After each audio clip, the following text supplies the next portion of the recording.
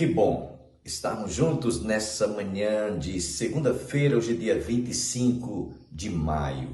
Hoje comemora-se o Dia da Indústria, Dia do Trabalhador Rural e também do Massagista. Mas, em especial, queremos parabenizar todos os trabalhadores que estão na lavoura, que madrugam trabalhando na agricultura, produzindo o fruto do nosso alimento que estará sendo posto sobre a mesa. E aqueles que trabalham, muitas vezes, eles não são tão reconhecidos quanto deveriam ser. Aos atravessadores que já compram para revender, ganhando o lucro em cima do agricultor. Portanto, nesse dia do agricultor rural, nós queremos parabenizá-los por todo o trabalho que vocês dedicam, mãos calejadas, mãos rachadas, de cultivar o alimento que nós consumimos todos os dias. Parabéns a todos os agricultores.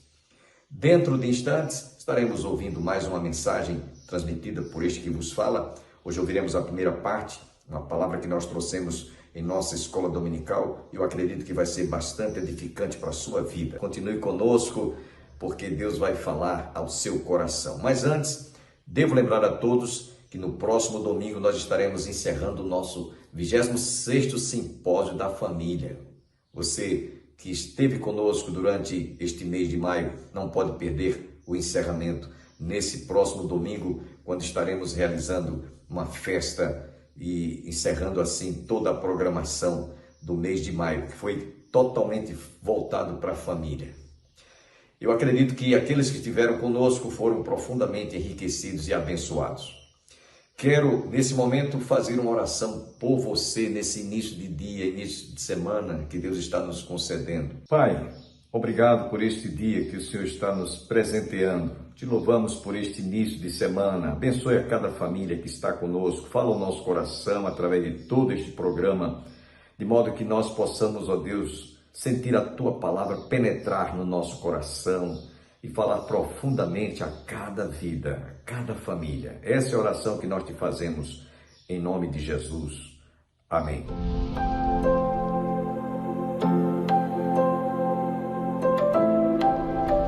Convido os irmãos a que fiquemos em pé e abramos a palavra de Deus no livro de Deuteronômio, capítulo 6, versículos 4 a 9, Deuteronômio. Esse texto é muito conhecido, mas é bom que nós leiamos para a nossa meditação. Vamos ler. Ouve, Israel, o Senhor nosso Deus é o único Senhor. Amarás, pois, o Senhor teu Deus de todo o teu coração, de toda a tua alma, de toda a tua força. Estas palavras que hoje te ordeno estarão no teu coração. Tu as inculcarás a teus filhos, e delas falarás assentado em tua casa, e andando pelo caminho, e ao deitar-te e ao levantar-te. Também as atarás como sinal na tua mão, e te serão por frontal entre os olhos, e as escreverás nos umbrais da tua casa, nas tuas portas. Amém? Podem sentar, e nós vamos ainda ter uma palavra de oração. Senhor, nós te louvamos por esse dia, quando nós subimos à tua casa para juntos meditarmos em tua palavra, como já ouvimos a devocional, e agora esse estudo desta lição em classe única. Abençoe-nos, dando-nos a unção, a graça, o conhecimento, aquilo que já colocaste em nosso coração, para compartilharmos com todas as famílias aqui reunidas. Pedimos-te por aquelas mães que não puderam estar conosco, devido a estarem recepcionando seus filhos que vieram de fora, reunidos em suas residências. Abençoe a cada família, e que à noite possamos estar de volta, para que te prestemos um culto de adoração, de louvor, de ações de graças, pela passagem do Dia das Mães. Te louvamos por todas as mães aqui presentes, e por aquelas que estão ausentes, e também por aquelas que, embora não estejam aqui porque já partiram, te louvamos, ó Deus, pelo legado, pelo ensinamento, pela educação, pela formação e pela dedicação que elas tiveram em toda a sua existência, por todos os seus filhos. Receba a nossa gratidão pelas mães que ainda estão conosco e também te agradecemos pelas que já não estão aqui entre nós. Nós te rogamos todas estas bênçãos, agradecidos mais uma vez, em nome de Jesus. Amém. Foi-me dado um tema e um título, para o estudo dessa lição de hoje, durante esse período do mês de maio, e o título é O Altar em Casa, e o subtítulo é Resgatando o Altar em Família. Eu devo dizer para os irmãos que motivo desta palavra que vamos ministrar é para mostrar a todas as famílias que o Evangelho nos instrui, nos ensina, nos aponta, nos mostra o caminho, como devemos manter o altar erigido em nosso lar, em nossa casa e, por que não dizer, no seio de todas as famílias.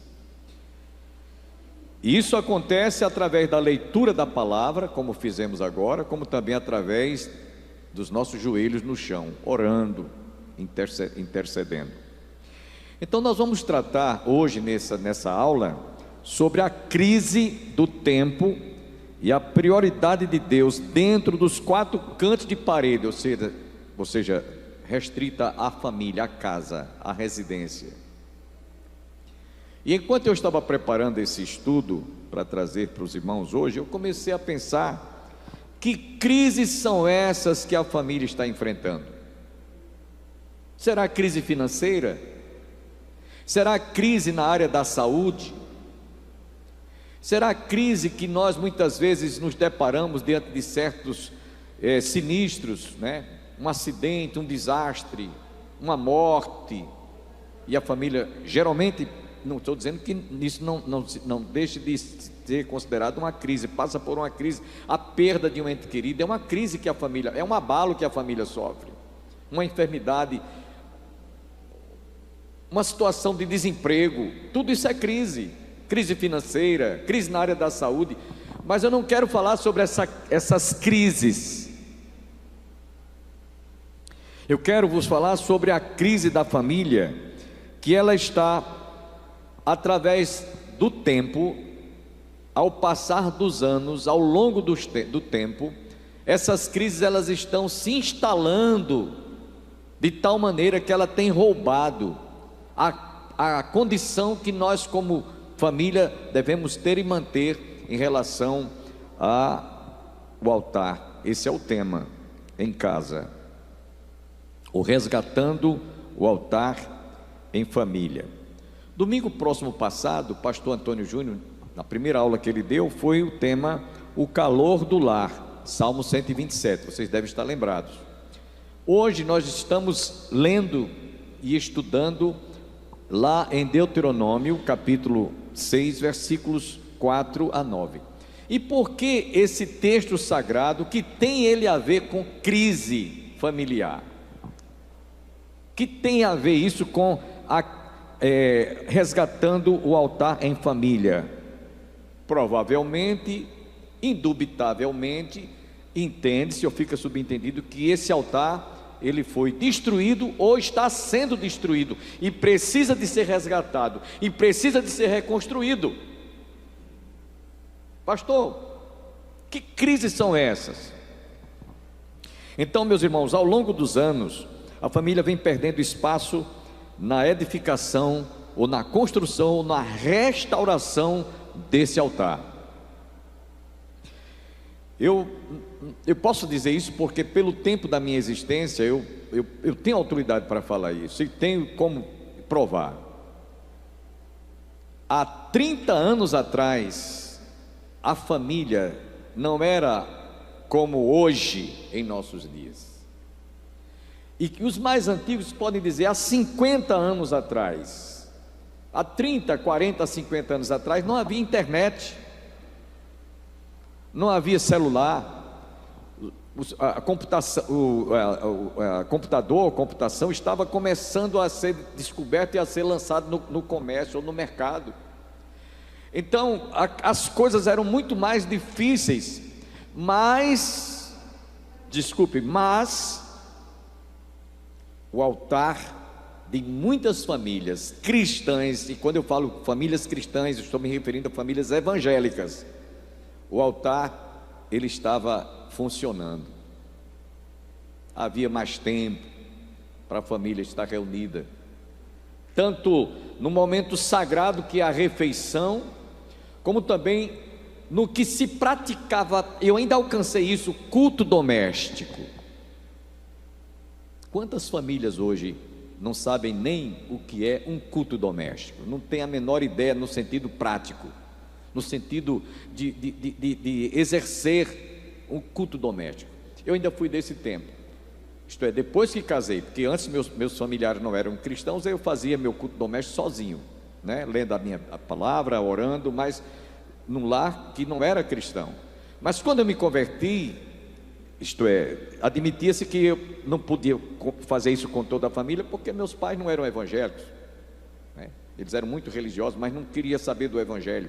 Mas quando eu me casei, então eu disse, agora eu posso praticar, agora eu posso exercer, eu posso praticar o culto doméstico. E eu quero dizer para os irmãos que eu fui do tempo que nós nos reunimos para orar, meditar na palavra de Deus, e hoje isso não está acontecendo em muitas famílias. Sabe o que é isso, irmãos? É crise espiritual, é crise devido a uma série de coisas que nós vamos ver que estão acontecendo hoje no mundo em que nós estamos vivendo, e isso tem afetado a família. Isso está trazendo realmente dificuldades para que este altar, que outrora estava erigido, ou ele fosse demolido, ou esteja em processo de destruição. Muitas famílias hoje não realizam mais o culto doméstico. Agora, quais são as razões, quais são os motivos, o que levaram muitas famílias a não realizar mais o culto doméstico? Eu diria que é o ativismo secular, o relativismo interpessoal de pais para com os filhos, de filhos para com os pais, marido para com a esposa, esposa para com o marido. Ou seja, o que é que eu estou querendo dizer com isso?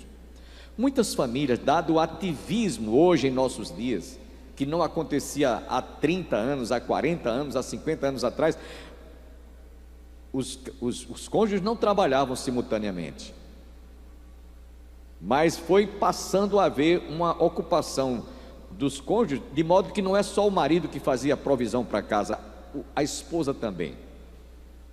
Pelo menos quando eu casei, minha esposa trabalhava, já estava começando o mercado sendo explorado. Não estou aqui discriminando as mulheres de não terem espaço para o trabalho, mas eu estou dizendo que no tempo que eu me casei, minha esposa não trabalhava. Depois é que ela foi trabalhar para ter mais subsídio para nosso sustento da família. Mas hoje isso é muito comum, é muito natural. Então, no que o marido sai para o trabalho, a esposa sai para o trabalho, e eles já passaram a ter filhos, esses filhos, quem é que vai criá-los? Então aí começa um problema. Às vezes os pais saem de manhã cedo, deixam os filhos dormindo em alguns casos, e quando voltam do trabalho, seus filhos já estão no leito dormindo. Isso acontece principalmente em grandes cidades, megápolis como São Paulo, Belo Horizonte, Rio de Janeiro, Recife e outras cidades. Aqui em Campina Grande também existem muitas famílias que os pais saem para o trabalho, os filhos ainda estão no leito dormindo, e quem vai criar, quem vai conduzir, quem vai dar atenção a essas crianças? Muitas vezes, quando a família tem condição, eles naturalmente contratam uma empregada, quando não, entregam às creches, levam para as creches. Eu conheço várias famílias que saem de manhã cedo, deixam seus filhos na creche e vão para o trabalho, ou entregue às babás televisivas, as babás que estão ensinando os nossos filhos, através de desenhos animados, a violência, através de programas de televisão apropriados para colocar na mente das crianças uma mentalidade completamente inversa daquilo que realmente elas deveriam receber para a sua formação, para a sua educação. Então esse é um problema que gerou uma crise na família. Não há mais aquele encontro como havia antigamente, né? Os pais se sentarem à roda da mesa para fazer a sua refeição. Não há mais esse clima, né? Esse camaradinho aqui chamado celular, que é um instrumento de comunicação muito importante e uma ferramenta de trabalho também que leva muitas pessoas a terem até seu meio de vida através dele. Eu conheço pessoas que não estão hoje fazendo outra coisa senão através do celular, é o seu mercado de trabalho. Então, mas num certo sentido, essa ferramenta de comunicação tem muitas vezes criado um clima, conflito, crise na família. O mau uso do celular. Ainda ontem mesmo eu estava fazendo um aconselhamento pastoral, e o problema, depois que eu vi o consulente, cheguei à conclusão que todo o problema foi gerado aqui, havendo até uma ameaça de separação do casal. Isso aqui, sendo mal usado, transforma-se numa crise sem precedentes e rompimento de relacionamentos e até de destruição de muitas famílias. E aí, meus irmãos, alguém já disse que esse instrumentozinho aqui de comunicação afasta as pessoas que estão próximas a você e aproxima as que estão distantes. É por isso que a gente às vezes vê pessoas, eu já vi isso em restaurantes, pessoas estão sentadas, a família sentada. Outro dia eu já falei isso aqui para vocês. Eu estava num restaurante desses popular, e estava lá uma família, o marido, a esposa e um dos filhos, e uma filha com o celular aqui, vidrado aqui. Eu não estou exagerando, foi literalmente isso que eu estou dizendo. Ela trazia uma colher, a comida, ficava aqui, aí depois vinha, botava a colher na boca, depois voltava lá e voltava para cá. Isso aqui tem sido responsável por muitas crises. Falta de comunicação com quem está próxima, afasta as pessoas que estão próximas e aproxima as que estão distantes. A falta daquela comunicação corporal, física, sentimental, não está havendo mais. Isso é uma crise.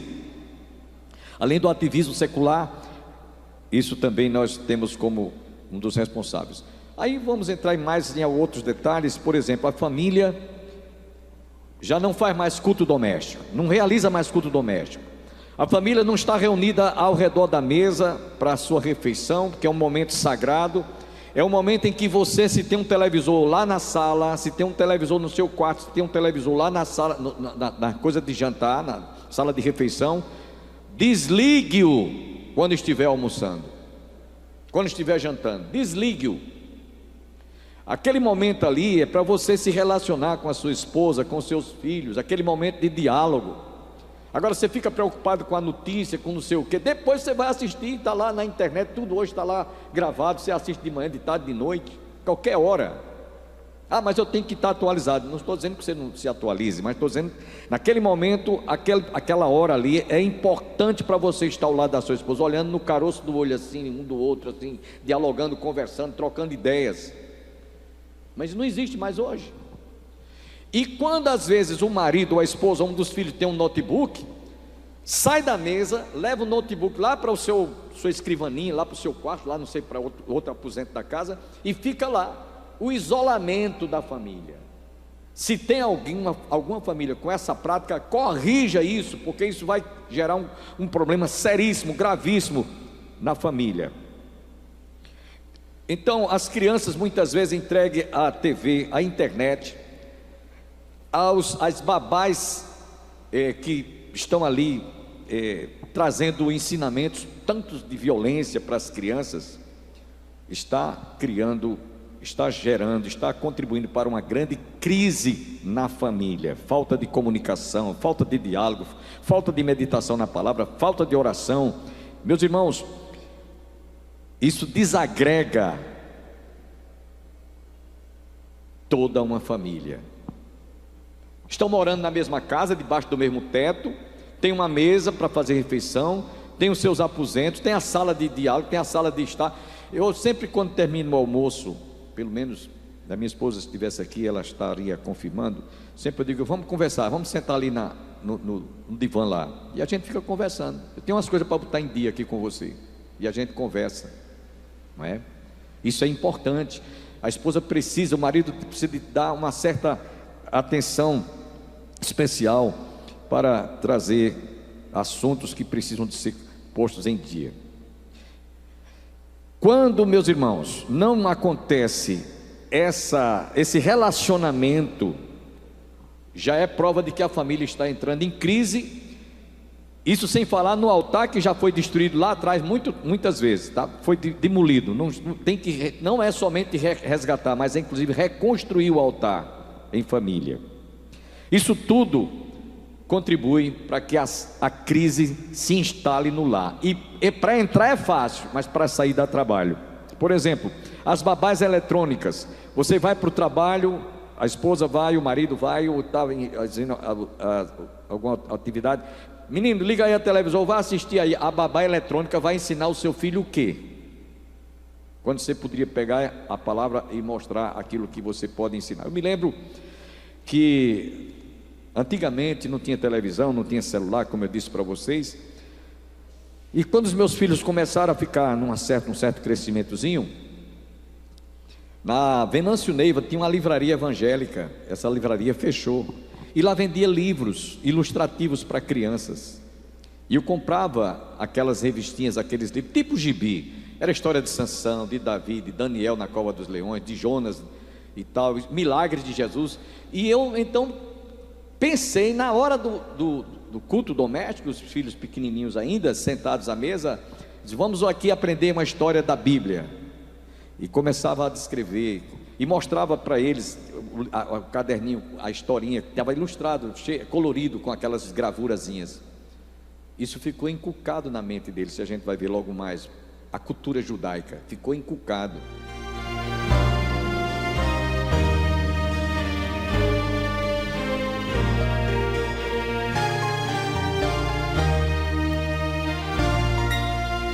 Ninguém havia para me ajudar, triste e perdido no meu caminhar. Todo esforço fazia em vão. Cristo me viu e me deu sua mão. Que maravilha Deus fez em mim no dia em que me salvou.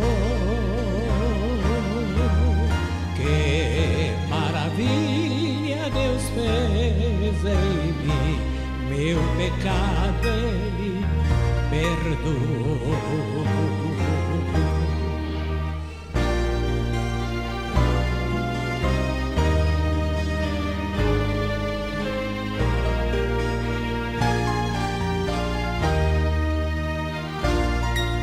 Não posso nunca esquecer dia tal, quando fui salvo, momento eternal. Seu glorioso amor cantarei, o grande nome de Deus bendirei.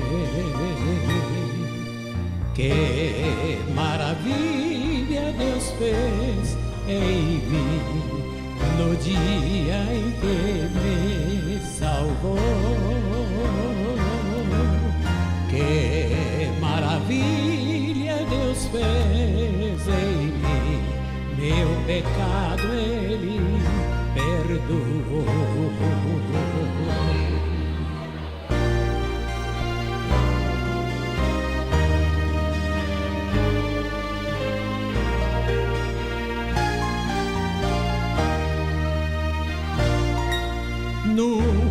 deixou de mostrar compaixão e ao pecador conceder seu perdão. Seu grande amor cobre todo mortal. Cristo divino, amor sem igual. Que maravilha Deus fez em mim no dia em que me salvou. Que maravilha Deus fez em mim. Meu pecado Ele perdoou.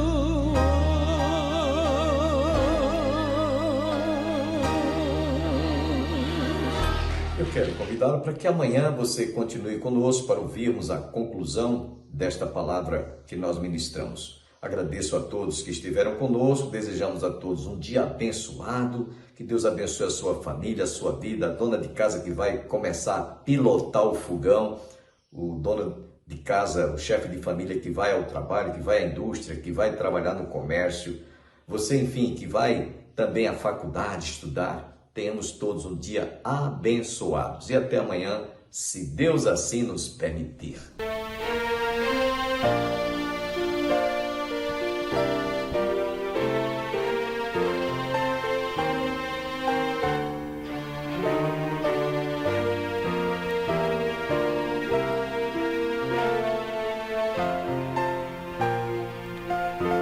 Aceita Cristo e também o seu amor. Aceita já, aceita já, que o teu coração se abra para este dom, pronto para crer, pronto a receber.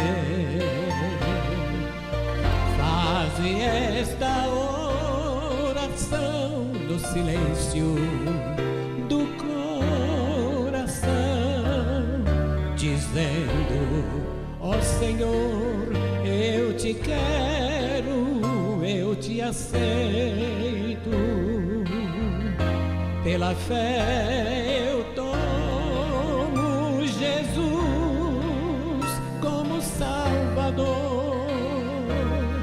Perdoa-me, Senhor, me enchendo com o teu amor. Agora vem Jesus, eu te aceito.